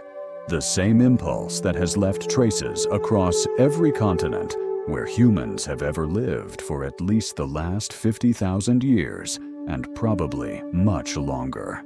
The impulse to make a representation, to take a visual impression of the world and transpose it into a medium that will outlast the moment of seeing. The question of why deep in a dark cave? Why with such care and skill? Why using pigments that had to be gathered and prepared and carried into the dark? Why creating images that only the makers and a handful of others would ever see? Is one of the great questions of archaeology and anthropology. And the honest answer is that we don't know. We have hypotheses. We have interpretive frameworks. We have analogies from ethnographic studies of more recent hunter-gatherer cultures. But the specific meaning of specific images in specific places, as it existed in the minds of the specific people who made them, is beyond what we can reach. What we can reach is the effect. Imagine being led into those chambers for the first time, led by someone who has been there before, who knows the route, knows where to angle the torch to reveal a figure that appeared in the angle of a natural rock formation, knows which chambers connect and in what order. You enter through the narrow entrance, and the world outside, the cold and the wind, and the practical demands of daily survival, simply stops. It does not gradually fade. It stops. The chamber swallows sound differently than the open air. The torchlight creates a moving world of shadow and illumination that has no analog in any experience of the outside. And then, the horses, running in ochre and charcoal, their bodies outlined with a confidence of line that speaks of practiced skill, not the tentative scratching of someone uncertain of the medium, but the swift, assured mark of someone who has done this before, who sees the image complete in their mind before the hand begins to move. Their legs are extended in the galloping posture that we now know from high-speed photography is actually inaccurate. Horses don't look like that when they run. But that perfectly captures the subjective experience of watching a horse at full gallop. The feeling of speed and power and danger and grace. The people who made these images knew horses not from a safe distance, but intimately, the way you know something you have hunted and been afraid of and eaten and incorporated into your daily life for your entire existence. They knew exactly what a running horse looks like. They chose instead to paint what a running horse feels like. And the mammoths, rendered with a loving specificity that is almost documentary. The distinctive domed skull, the sloping back, the massive shoulder hump, the long curved tusks. But also, in the way the line captures the weight of the animal, the sense of mass in motion, in the way the groupings suggest the social structure of the herd, the large matriarch at the center, the younger animals arrayed around her. Something more than documentary. Something that tells you the painter saw the mammoths not as resources or obstacles, but as beings, complex beings, beings with their own logic and their own lives that were separate from and connected to the logic and lives of the people who painted them. The young man in the dwelling, carving his Venus figurine by firelight, is working in this tradition. He might not know the specific images in those chambers. He might not know the names or stories of the specific people who made them. But he knows this, that making images matters. That the act of imposing a shape on the world, of taking a piece of ivory and making it into something that stands for something else, that represents an idea or a being or a relationship, is not separate from survival. It is part of survival. There is a theory, advanced by several anthropologists and cognitive scientists, that the capacity for symbolic thought, for creating representations that carry meaning beyond the literal, is the specific cognitive development that enabled modern human behavior. Not larger brains, not stronger bodies, not better weapons, but the ability to represent, to use a mark on a cave wall to mean horse, to use a carved ivory figure to mean abundance or life, to use a specific combination of sounds to carry a message that can be repeated and carried forward in time, unchanged, beyond the death of the speaker. This capacity is what you are watching in the firelit dwelling tonight. This is what the carving is. It is not decoration. It is not idle time passing. It is the exercise of the cognitive capability that separates humans from every other creature that has ever lived on this planet. The capability to mean something beyond the immediate, to send a message into the future, to speak to people not yet born in a language they will understand.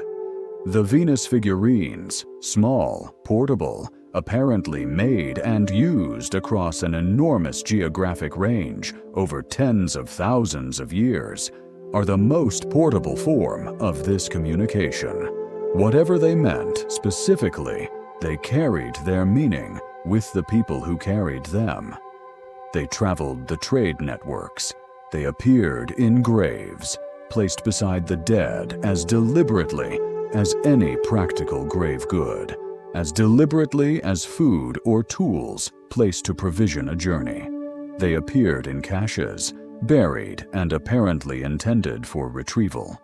They appeared in the debris of daily life, handled so often that their surfaces were worn smooth.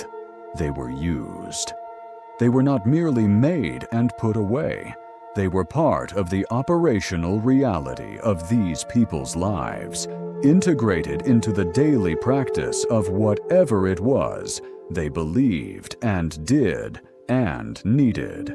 One of the figurines found at a Siberian site from this period, one of the most extraordinary objects from this entire era, is carved from the tusk of a mammoth with a precision that, when examined under a modern microscope, shows tool marks no larger than a fraction of a millimeter. The figure has a face, not a face in the realistic portrait sense. These figures rarely have detailed faces, but a face in the sense of an orientation, a forward-facing aspect that creates the uncanny impression of attention, of awareness. Someone who made this object wanted it to look at the world. Someone wanted it to have presence. The fire in the dwelling settles. The young man turns his carving in his hands. The torchlight catches the curve he has been working toward, and for a moment, just a moment, the ivory is something more than ivory. He knows what he is making. He has always known. He was shown by someone who was shown by someone else, in a chain of showing that extends back beyond his own memory, back beyond the memory of any story he knows, back to a time when someone first picked up a piece of ivory and understood, not learned, understood, with the kind of knowledge that arrives already knowing that this material wanted to be something other than it was. We are those people. We carry this in us. We are, in a very real and non-metaphorical sense, the grandchildren of the person carving that figurine tonight. And when we find the objects they left behind, when an archaeologist carefully excavates a small ivory figure from the frozen Siberian earth and holds it to the light, what they are holding is not an artifact. It is a message. It crossed 20,000 years to get there. It arrived exactly as intended.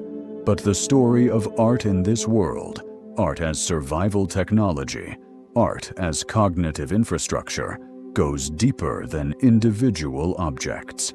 It goes into the relationship between making and knowing, between the act of representation and the act of understanding. Consider what it requires to paint a running horse on a cave wall. Not just the physical mechanics, the pigment ground to the right consistency, the torch held at the right angle, the surface of the rock prepared, the composition planned across an irregular stone surface in the partial darkness. All of that, yes, but before any of that, you have to see the horse, really see it. See it in the specific way that a painter must see their subject, not the generalized impression that we normally carry of familiar things, but the exact weight of the animal's haunches, the specific way its shoulder blades move when it's at full gallop, the particular quality of its eye when it's alert versus when it's calm. You have to have looked at horses with the attention of someone who intends to recreate them. You have to have stored not just the knowledge of what a horse is, but the experience of what a horse looks like, in granular, dimensional, technical detail. This is a form of attention that changes the person who practices it, the act of looking at the world as a potential subject of representation, of seeing the mammoth not just as prey to be analyzed for its vulnerability and approach, but as a form to be understood in its fullness.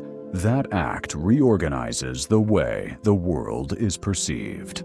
It creates what modern cognitive scientists call active observation, a mode of perception in which you are not just passively receiving visual information, but actively interrogating it, categorizing it, storing it in relation to other stored information, building an increasingly rich and detailed model of the world. The people who made the cave paintings were not just artists in the modern sense of people who make things for aesthetic appreciation. They were the people in the band who looked hardest, most patiently, most deliberately at the world. And that looking made them something else as well. Better hunters, better trackers, better readers of behavior. The hunter who has spent hours trying to render the motion of a running horse accurately is the hunter who understands that motion best. The painter and the tracker are not different people using different skills. They are the same person using the same fundamental capacity in different contexts. This is perhaps the deepest insight that the cave art gives us into the minds of the people who made it.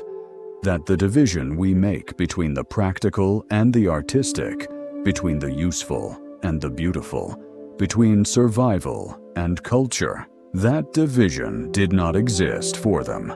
It is our division, a product of the specific way civilization has organized human activity into categories. For the people of the Mammoth Steppe, making a beautiful thing and surviving were part of the same project. They could not separate them because they were not separate. The young man in the dwelling, carving through the night by firelight, is not taking time away from survival. He is doing survival. He is practicing the mode of attention that will make him a better observer, a better thinker, a better member of this band. He is creating an object that will carry meaning, that will serve as a focal point for whatever the band believes about abundance and life, and the forces that govern both. He is maintaining, through the act of making, the symbolic framework within which all the practical knowledge of this band operates. And when he is done, and the figurine exists, complete, smooth, weighted correctly in the hand. Its surfaces worked to the degree he intended. He will have done something that, in the deep history of our species, marks one of the most important transitions we have ever made. He will have added to the record of human symbolic thought. He will have continued a tradition that began somewhere in Africa, perhaps 100,000 years ago or more, and that has not stopped for a single generation since. We are, all of us, still in that tradition. Every time a human being makes something whose value exceeds its utility, every painting, every piece of music, every story told for its own sake, we are this young man, working by firelight, coaxing something meaningful from the raw material of the world. The fire settles lower. The carving continues. It does not always go well. The day of the successful hunt is one kind of day, a good day, a day that will be told afterward, a day that feeds the band and restores confidence and provides the material for weeks of processing and use. But it is not the only kind of day. In the Siberian winter of 20,000 years ago, there are other kinds. There are the days when the weather closes in so completely and so quickly that the people who went out in the morning find themselves cut off, navigating by memory and sensation through a white that has become absolute, every landmark erased, every direction identical, the world reduced to the small bubble of visibility around your own body, and the need to find shelter before the cold makes the decision for you.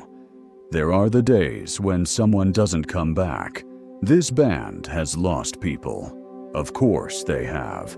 They have lost a young hunter to an ice crossing that gave way without warning in a season that seemed safe enough for ice travel. They have lost an infant, several infants over the years, to illnesses that arrived without explanation and departed with the same arbitrary finality, taking the smallest and the newest along with them. They have lost an elder to the particular combination of cold and age that finally defeated even the most resilient body. Grief in this context is not different in its essence from grief in any context. The weight of it, the specific quality of loss, the way the absence of a person takes on a shape in the space where they used to be. These are constants of human experience that do not change with latitude or century.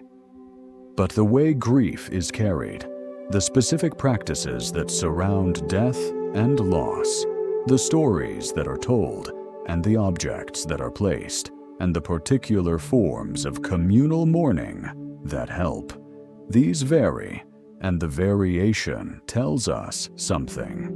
What the archaeological record tells us from burial sites across the Mammoth steppe is that these people buried their dead with care, with deliberate, specific care.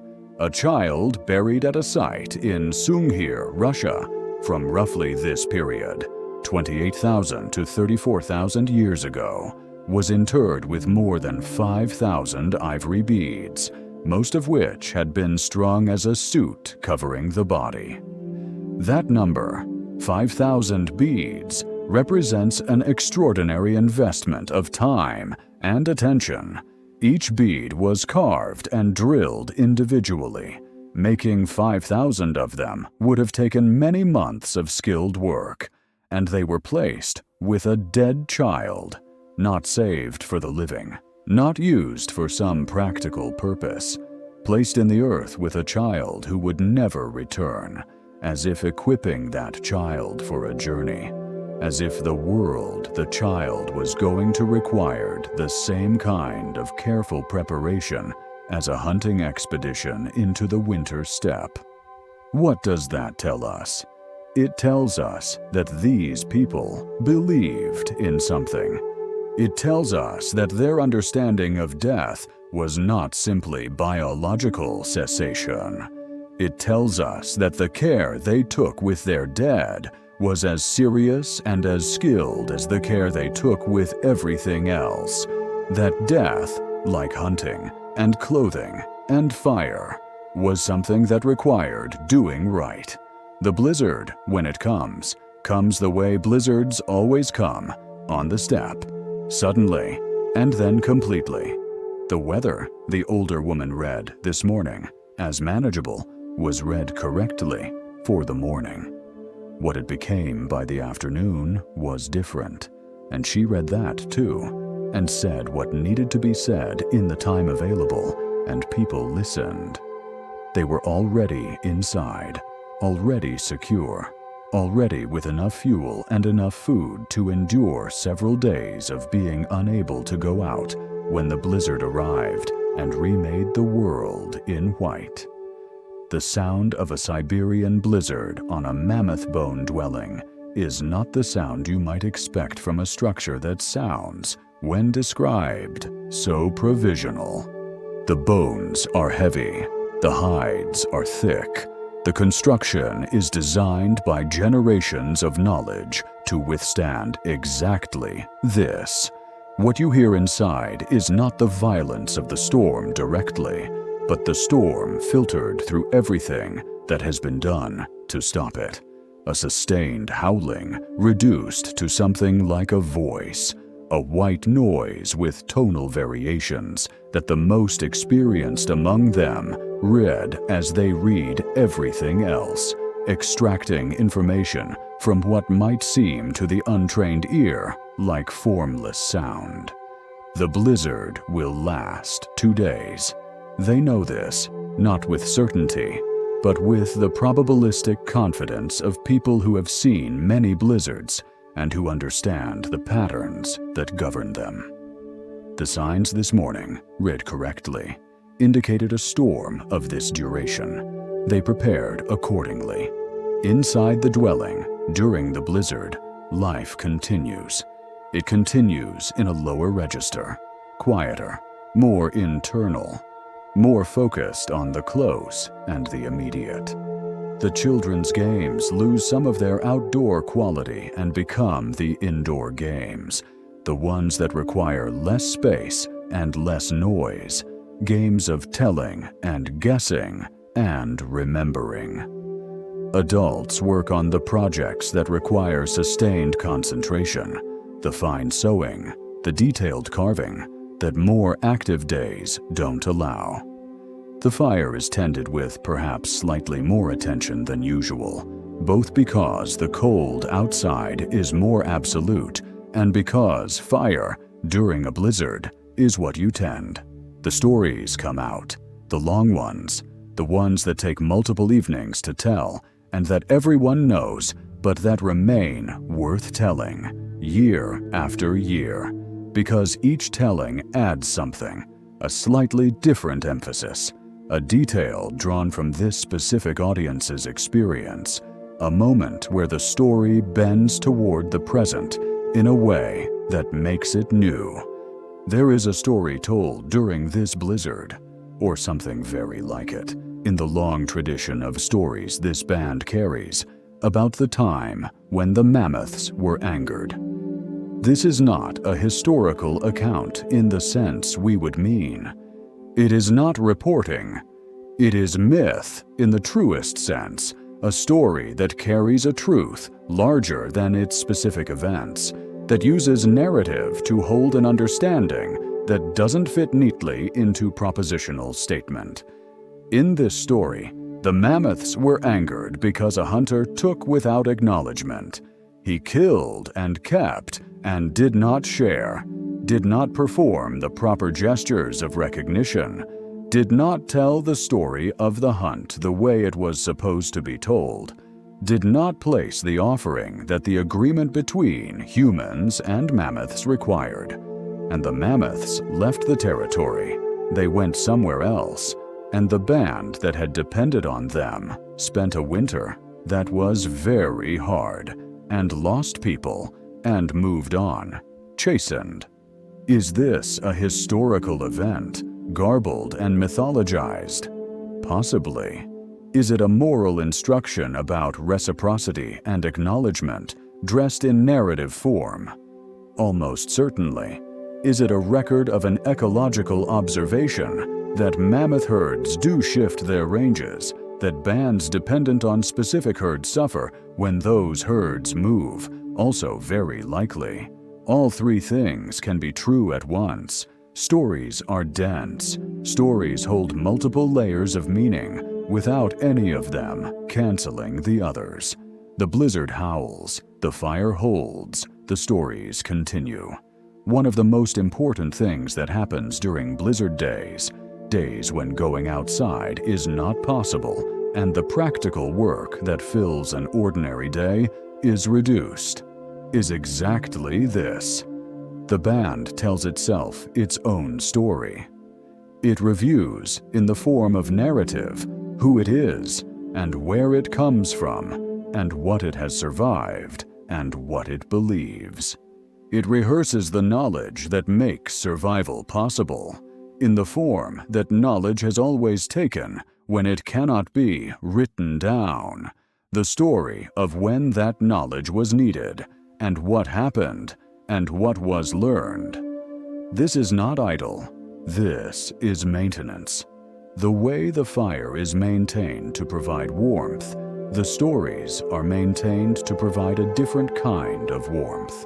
The warmth of continuity, the warmth of identity, the warmth of knowing that you are part of something larger than the immediate crisis, something that persisted before you and will persist after you. On the second night of the blizzard, in the depths of the storm, someone very young, a boy of perhaps 7 or 8, asks a question that is not a naive question, that is in fact the question this kind of night seems to produce in young humans. Where do people go when they die? There is a pause. The fire crackles. An adult thinks for a moment, then speaks. We don't know what was said. We cannot reconstruct it. But we can be confident of this. It was not nothing. These people did not shrug and say they didn't know and change the subject. They answered. They had an answer. It was not our answer. It was not any answer that you or I would give. But it was an answer that made sense in the context of everything else they understood and believed. An answer that situated death within a larger frame of meaning, that gave the boy something to hold on to in the dark of a blizzard night, with the storm pressing against the walls and the fire holding it at bay. Answers like that, answers to questions like that, are part of what culture is for. They are part of why culture exists at all, not the decorative part of human life, not the optional part, the part that makes the rest of it endurable, that provides the context within which the cold and the hunger and the loss can be processed and survived. The fire holds. The story ends.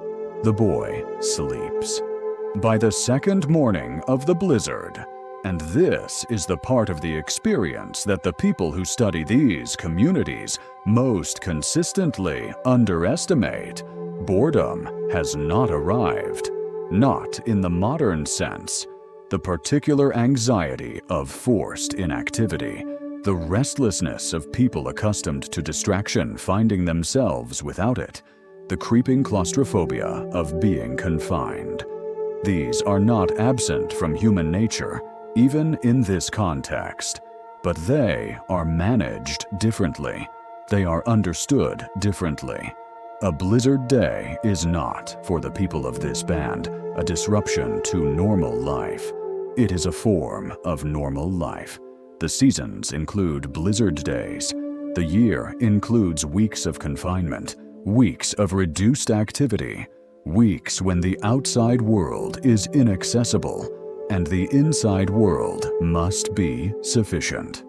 These people have been preparing for blizzard days their entire lives, not consciously, not as deliberate preparation in the way one might stock emergency supplies, but in the sense that their entire culture has been shaped by the reality of blizzard days. The stories they tell, the skills they practice, the social relationships they maintain, all of it is calibrated to remain functional during extended confinement, because extended confinement is not an emergency. It is winter. The skills practiced during the blizzard have a different quality than the skills practiced on days of active hunting and gathering.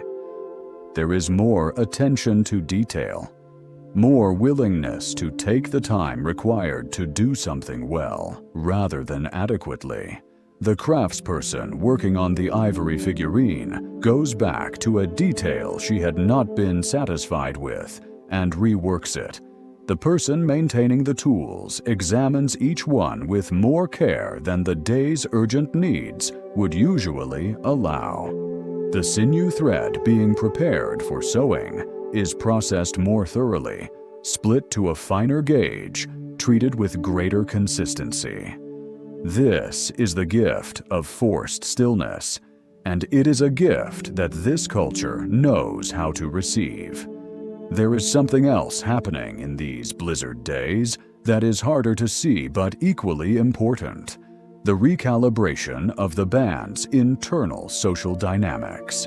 The small conflicts and tensions that accumulate during periods of intense activity, the frictions of the hunt, the pressures of resource scarcity, the moments of impatience or irritability that everyone is too busy to address when the immediate demands are urgent.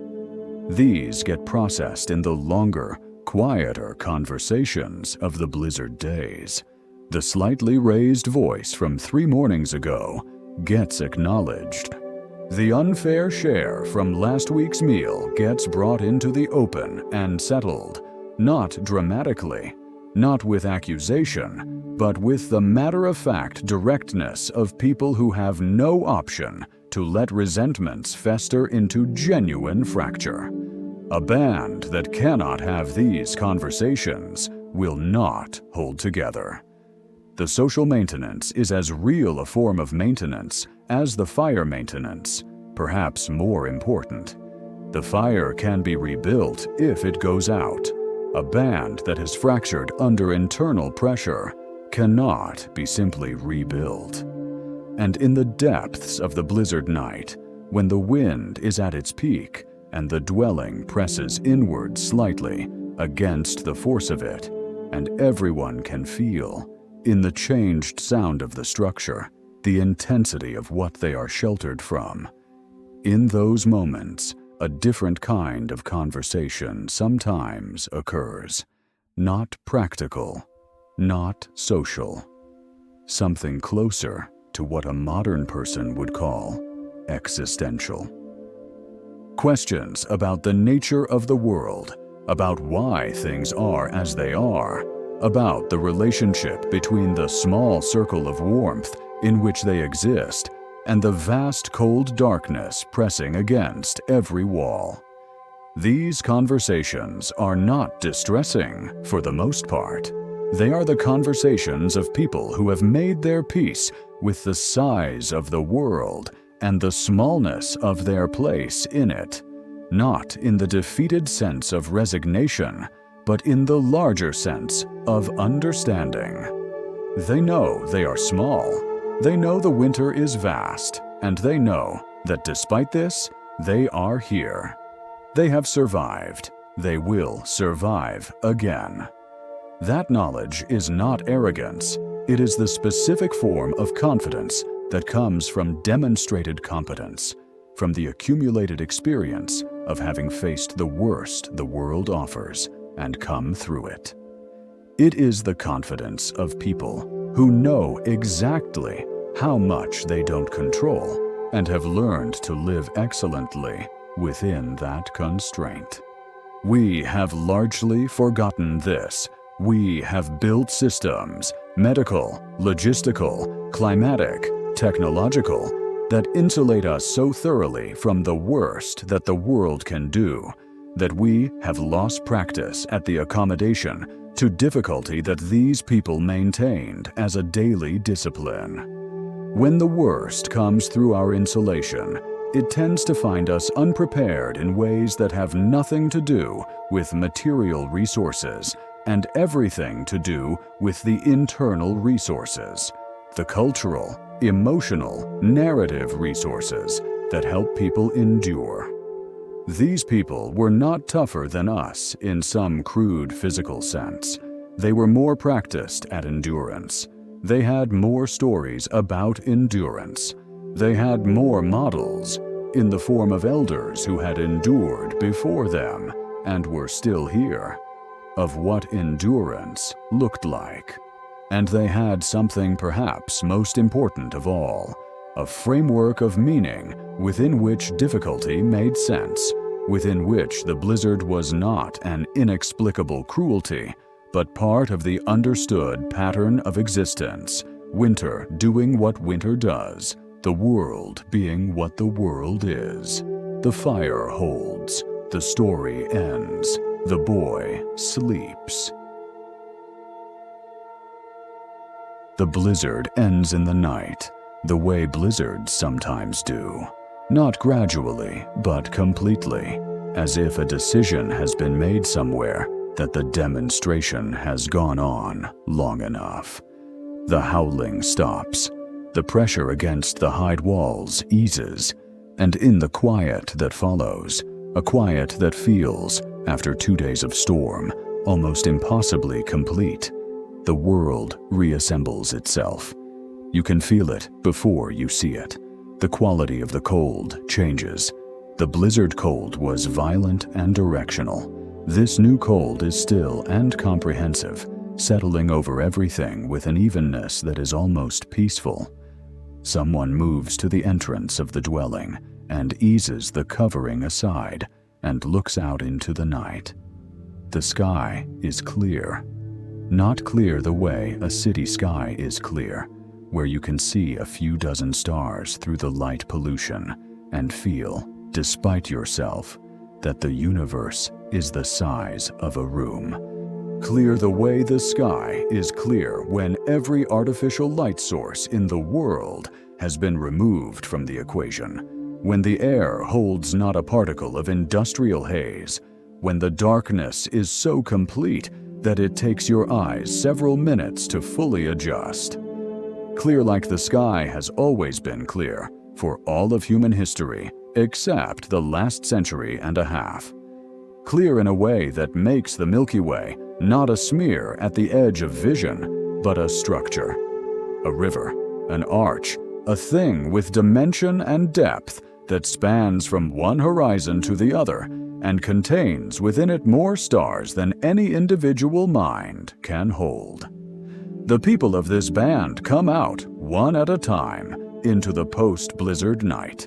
They stand in the fresh snow, knee-deep in places, blown clear in others, and they look up. It is cold. It is extremely cold, in the way that a still, clear night after a storm is always the coldest, the insulating clouds gone, and the heat radiating away from the earth into a sky that has no mercy. But they stay. They bundle their outer coverings tighter, and they breathe carefully, not deeply in this cold, because deep cold air in the lungs is its own kind of pain. And they look up. This is not idle stargazing. This is something closer to what you might call navigation, or calendar keeping, or the maintenance of the most important time-telling instrument these people possess. The stars are their clock, their calendar, their compass. The specific configuration of the sky tonight tells anyone who knows how to read it exactly what moment in the year this is, which direction is which, how many weeks remain until the first signs of spring might be expected, where the sun will rise tomorrow morning. This knowledge, sky knowledge, astronomical knowledge, was not invented. It was accumulated. Over generations, over many lifetimes of observation, so careful and so systematic that it amounts, in aggregate, to science. Not science with the formal apparatus of hypothesis and controlled experiment, but science in the original sense, the careful observation of repeating patterns, the extraction of reliable predictions from those patterns, the application of those predictions to practical problems. The stars that rise in a specific part of the sky, in a specific part of the night, indicate which season is coming. The position of the moon determines whether the coming weeks will see the night bright enough for hunting or dark enough to require staying close to camp. The behavior of certain constellations, which we would recognize because the stars have not moved in 20,000 years by any amount visible to the naked eye, mark specific transitions in the year that matter practically. The time when certain prey animals migrate in certain directions, the time when certain plants begin to emerge under the snow, the time when rivers will thaw and fishing will become possible. The older woman has been looking at one part of the sky in particular. She speaks, and her voice in the still post-blizzard air carries a quality of satisfaction. Not the satisfaction of a prediction vindicated, but the deeper satisfaction of a pattern confirmed, of the world behaving as it should. She is looking at what we would call the Pleiades, the 7 stars, though only 6 are usually visible to the naked eye, and the ancient story of the 7th, the lost Pleiades, exists in cultures from Greece to Australia, a story so old it may predate the separation of populations on those 2 continents, appear in the specific position that tells her something useful, something that will guide decisions in the days ahead. The mammoths, she says, or something that translates to this, will be moving in the next few weeks, not immediately. But the configuration of the sky, which she has watched for 4 decades, says that the season is at the point where the herds begin their internal recalculation, where the matriarchs begin leading their groups toward the slightly different terrain that the late winter provides. The band should be prepared. They should know where they intend to be when that movement begins. No one argues with her reading. No one has better data. She is the best reader of this particular sky that anyone in this band has ever known. The younger people standing in the post-blizzard snow look at the sky the way they have always looked at it, as a given, as the context of everything else, as the ceiling of the world that is also a text if you have been taught to read it. Some of them are beginning to learn that reading are at the stage where they can identify the major features and some of the more obvious patterns, but still defer to the elders on the subtle questions, the questions where experience matters more than knowledge. A child has come out too, wrapped so thoroughly in furs that only its eyes are visible, looking up at the sky with the uncomplicated wonder that children bring to things they have not yet been taught to take for granted. The Milky Way is clearly visible, and the child is pointing at it and asking something, asking probably what it is, what the Arch of Light is, how it got there, who made it. Someone answers. Someone explains, in the terms that this culture has developed for explaining such things, what the river of light in the sky is and what it means. The explanation will not involve gas clouds and galactic structure and stellar nurseries.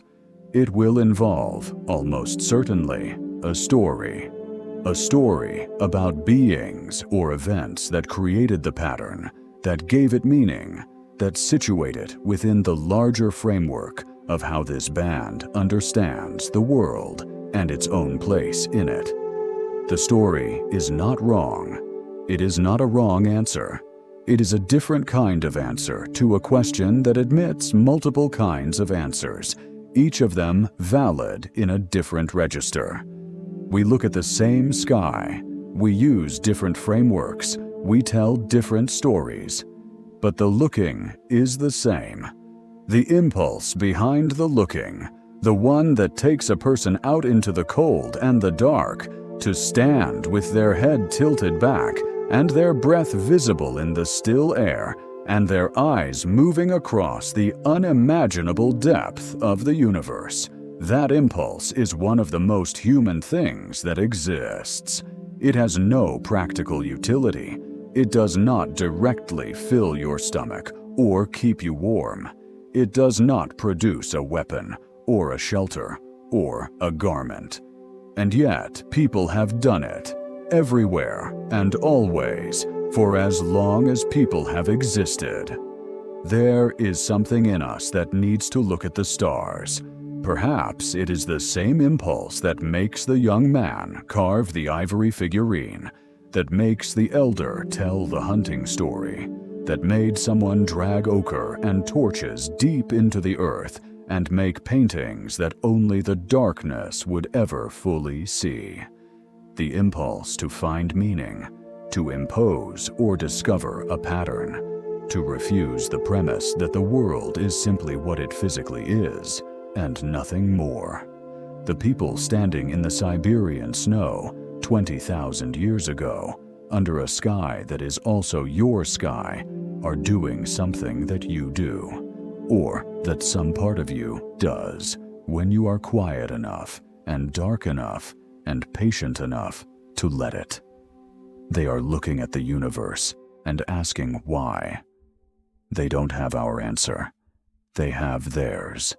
And those answers, whatever they were, in whatever language, shaped by whatever specific experiences and fears and hopes, those answers did their job. They held, they carried. They were the framework within which a people survived the coldest era of the last 2 million years, built homes from the bones of the largest land animals alive, fed their children and taught them and grieved when they lost them, and made beautiful things from ivory and ochre and firelight. The answers worked. We are still here. Eventually, the cold becomes too much even for wonder. One by one, the people of the band turn from the sky and move back toward the entrance of the dwelling. The child is carried. The older woman stays out the longest, looking at the Pleiades, or at something near them, or at something no one else has thought to look at yet. And when she finally turns, her expression is unreadable in the dark. Inside, the fire is still burning. Of course it is. People settle back into their sleeping places. The children go down quickly. Children always do, and the adults more slowly, in the way of people whose minds are still processing what they have just seen, what they have just felt, in the particular, still night air of a post-blizzard Siberian winter. The fire crackles, the dwelling settles. Somewhere very far away, kilometers perhaps, something calls in the night. The mammoths, or what they have always been, the defining presence of this landscape, the context within which this people's entire existence is set, the giants in the dark that are both danger and provision, both threat and gift, both prey and something very close to kin. Someone is already tending the fire. Of course they are. The night deepens. The cold outside is extraordinary, but the cold outside is not inside. Inside there is warmth and breath and the soft sounds of people sleeping who have survived another day, who have done the remarkable, ordinary, daily work of continuing to exist in a world that does not make this easy. Tomorrow, there will be more. More tracking, more carving, more sewing, more stories, more cold to be managed, and more fire to be maintained, and more of the patient, accumulated, generational labor of being human in a world that requires everything you have. But that is tomorrow. Tonight, the Milky Way turns slowly overhead. The Pleiades move in their ancient arc. The stars that are your stars too, that have been anyone's stars who has ever stood in the dark and looked up, hold their positions in the black, as steady as they have always been, as indifferent and as beautiful as the cold itself. And the people of this band, this small, improbable, extraordinary community of mammoth hunters on the frozen Siberian steppe, sleep, as they have always slept, as their children will sleep after them, as you are sleeping now, or almost sleeping, carried by this long, slow journey into a past that is also, in the most important ways, your own. The hunt can wait until morning. The fire is burning. The stars are turning. Rest now. Everything that matters is still here. The people of the Siberian Mammoth steppe left us no written record. They left us their bones, their tools, their art, their dwellings, and the genetic legacy that flows through every living human being on Earth. They left us the knowledge, written in our biology and our behavior, of what it means to keep a fire burning through the longest night. We are the grandchildren of people who survived the impossible, who built homes from giants' bones, who tracked the stars to read the seasons, who carved beauty from ivory in firelight and felt, as you feel now, the particular piece of a fire that is holding. The cold they faced is gone. The mammoths are gone. The specific version of the world they inhabited exists now only in the frozen earth that preserved their remains, in the DNA that connects them to us, and in stories like this one. But the fire is the same fire. The stars are the same stars. And the impulse that brought you here, to a quiet place, a low voice, a slow journey into a past that is also your own, that impulse is 20,000 years old at least. Rest now. The hunt can wait until morning.